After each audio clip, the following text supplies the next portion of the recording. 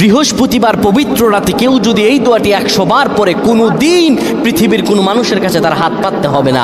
পৃথিবীর সব কিছু তার পায়ের নিচে আল্লাহ হাজির করে দিবেন। দারিদ্রতা থেকে মুক্তি দান করবেন, বিপদ আপদ থেকে মুক্তি দান করবেন, তার সম্মানকে সুউচ্চতা দান করবেন, অসুস্থতা থেকে দূরে রাখবেন। আল্লাহর অশেষ দয়া ও রহম তাকে দান করে দিবেন। সুবহানাল্লাহ। বৃহস্পতিবার রাত এটি গুরুত্বপূর্ণ রাত। এই রাত সপ্তাহে একদিন আসে। আরবিতে রাত আগে আসে, দিন পরে আসে। সুতরাং বৃহস্পতিবারের যে দিন গিয়ে রাত, এটি বৃহস্পতিবার রাত নয়, এটি শুক্রবারের রাত, এটি জুমাবারের রাত, এটি দোয়া কবুলের রাত, আল্লাহর কাছাকাছি হওয়ার রাত। সুবহানাল্লাহ।